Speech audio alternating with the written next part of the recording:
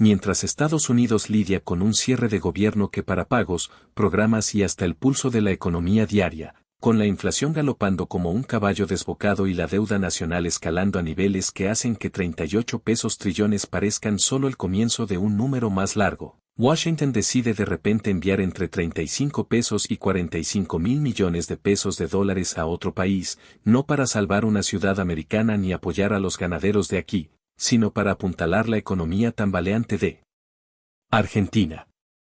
Sin aprobación del Congreso, sin debate público, sin que los medios hagan un escándalo mayor, solo un traspaso silencioso de miles de millones bajo el radar de algo que la mayoría de la gente nunca ha oído, el Fondo de Estabilización de Cambios, o ESF por sus siglas. Y aquí viene el giro que lo hace todo más intrigante. Esto no es solo sobre Argentina. Es una jugada maestra de ajedrez financiero, diseñada para frenar el avance de China en el tablero global. Y las apuestas no podrían ser más altas, el futuro del dinero mismo, de cómo fluyen las fortunas mundiales y quién tiene el control de las riendas. Vamos a caminar por esto juntos, paso a paso, como si estuviéramos desarmando un motor para ver qué hace que ronque o que se apague. No es solo una noticia lejana, es algo que podría tocar tu bolsillo, tu jubilación y el mundo que dejas a tus hijos. Piensa en ello como quitar la estática de una radio vieja hasta que oyes la señal clara debajo del ruido.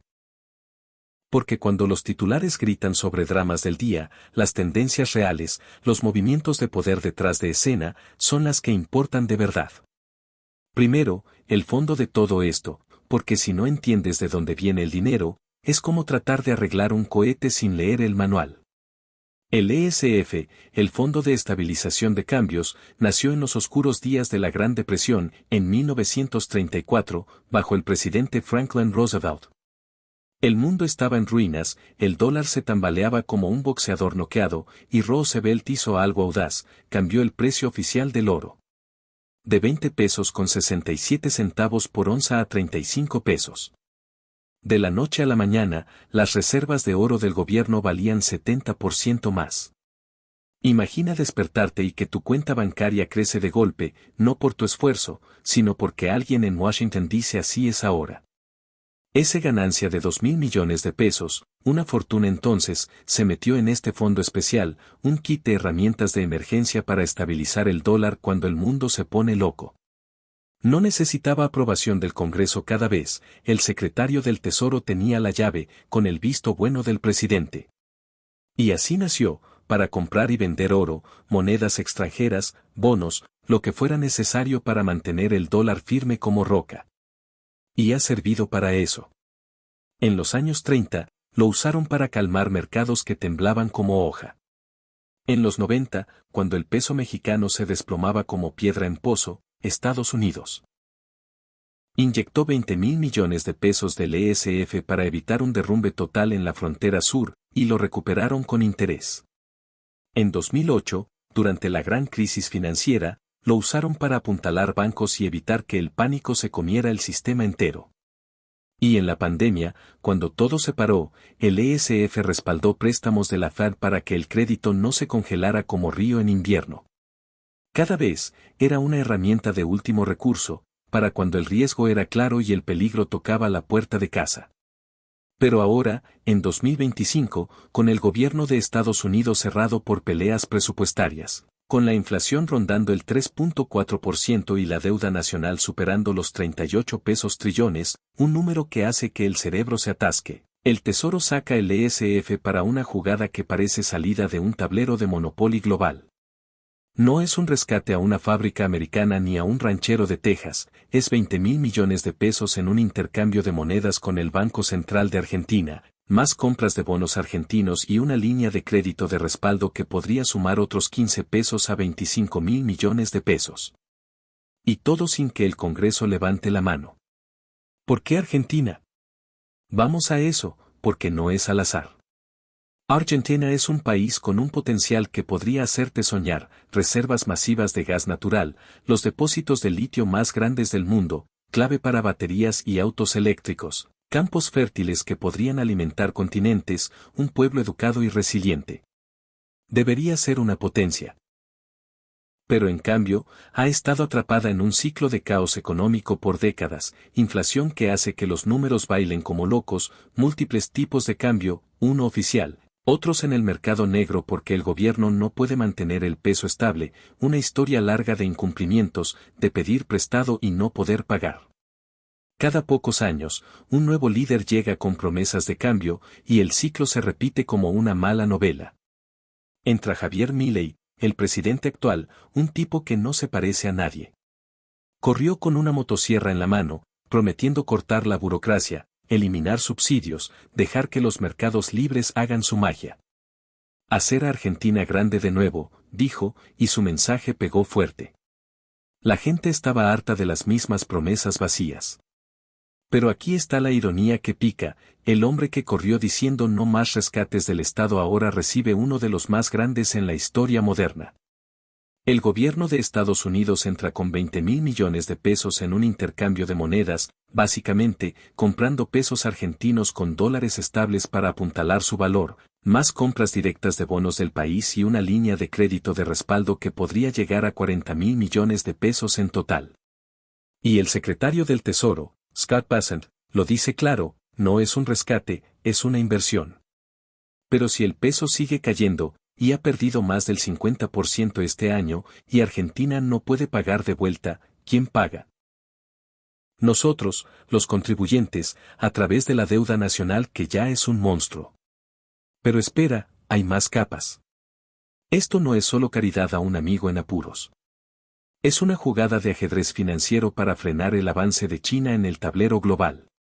Por décadas, China ha estado haciendo algo impresionante y un poco inquietante si estás en Washington, prestando miles de millones a países en África, Asia y Latinoamérica. No a través de bancos tradicionales como el FMI o el Banco Mundial, sino directamente con bancos chinos, construyendo carreteras, ferrocarriles, plantas de energía, puertos, redes enteras de infraestructura. Y lo hacen con un plan claro: expandir influencia, asegurar recursos y cambiar el sistema financiero global de dólares a yuanes, respaldados cada vez más por oro. China acumula oro como si fuera el nuevo petróleo, construyendo bóvedas en Asia, África, Latinoamérica, una red donde el metal precioso se guarda, se cambia y se usa como base para un nuevo tipo de dinero. Argentina ha sido uno de esos países. En los últimos años, bancos chinos prestaron miles de millones para proyectos de energía, plantas nucleares, infraestructura.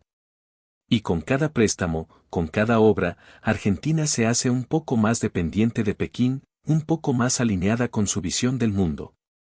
Así que cuando Estados Unidos entra con este acuerdo, no es solo ayudar a un socio. Es bloquear la expansión china. Es decir, si estás luchando, no necesitas los préstamos de Pekín. Washington puede ayudar. El dólar aún manda. Pero aquí está el giro que incomoda. Cuando miras quién invirtió en la recuperación de Argentina, ves nombres familiares, fondos de cobertura, firmas de Wall Street, inversores grandes que apostaron a bonos argentinos por años. Bonos que valían 25 centavos por dólar porque el mercado los daba por perdidos. ¿Por qué comprarlos? Porque si Argentina se recuperaba, si el peso se estabilizaba, esos bonos valdrían un peso entero. Una inversión de 25 centavos se vuelve un peso, un retorno de 300 a 400%. El tipo de ganancia que hace a millonarios más ricos. Pero Argentina no se recuperaba. La inflación subía, el peso caía, y esos bonos se hundían. Hasta que, justo en el momento clave, el Tesoro de Estados Unidos entra en escena. No digo que sea ilegal, pero las conexiones son interesantes. El secretario del Tesoro, Scott Bessent, no es cualquiera. Antes de Washington, manejó miles de millones para George Soros, uno de los inversores más afilados del mundo. Y algunos de los mayores dueños de esa deuda argentina son fondos como Discovery Capital, fundado por ex Soros, y el mismo Soros Fund Management con exposición a Latinoamérica por décadas. No son fondos al azar, son jugadores sofisticados con lazos a quienes ahora manejan la política económica de Estados Unidos. Así que la pregunta incómoda es, ¿quién se rescata realmente con esto? ¿El pueblo argentino sufriendo inflación loca? En parte sí. ¿Los intereses estratégicos de Estados Unidos manteniendo China a raya? Claro, eso es parte del cálculo. Pero también Wall Street. Los fondos inversores que apostaron alto y ahora tienen un colchón gubernamental para que sus apuestas no se vayan al tacho. Déjame explicar cómo funciona, porque la mecánica importa. El Tesoro no escribe un cheque y lo envía a Buenos Aires. Es un intercambio de monedas. Estados Unidos compra pesos argentinos del Banco Central de Argentina a cambio de dólares estables.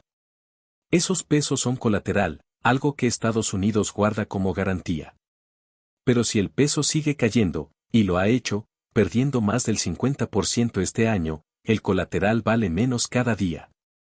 Es como agarrar un cubo de hielo que se derrite en tu mano. Los primeros 20.000 millones de pesos vienen directo del ESF, dinero de contribuyentes sin voto del Congreso.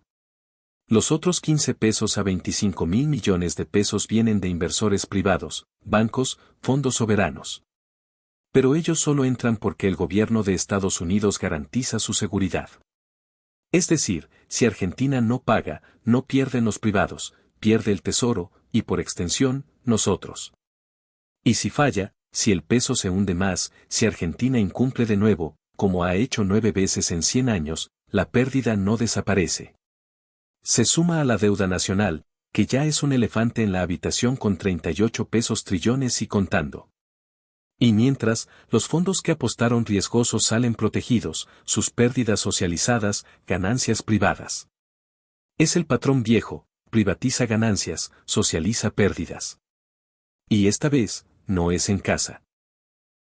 Es miles de millas al sur, en un país que no es ni nuestro top 10 de socios comerciales. Pero las consecuencias nos tocan más cerca de lo que piensas.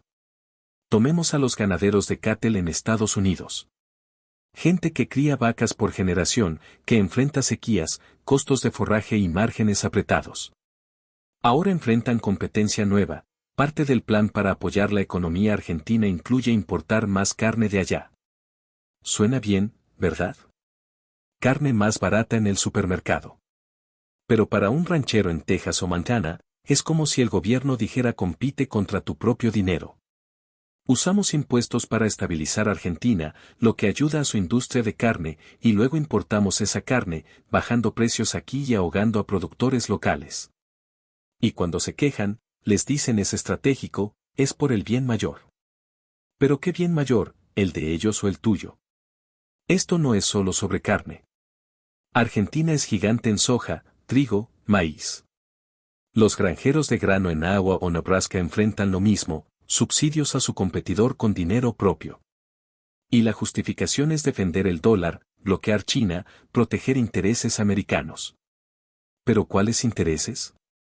¿Los de pequeños negocios, rancheros, jubilados? ¿O los de fondos de cobertura y firmas que se mueven entre Wall Street y Washington como pez en agua? Y esto conecta a algo más grande, algo sobre identidad, sobre qué significa ser americano. Por décadas nos hemos contado una historia de ser diferentes. Un país donde el trabajo duro se premia, la justicia importa, el gobierno representa a la gente, no solo a los poderosos. Pero si esa historia se sostiene solo si la realidad la respalda. Y cuando la realidad es que decenas de miles de millones se mueven sin voto del Congreso, sin debate, beneficiando a un grupito mientras pone a todos en riesgo, entonces quizás sea hora de preguntar si esa historia aún calza.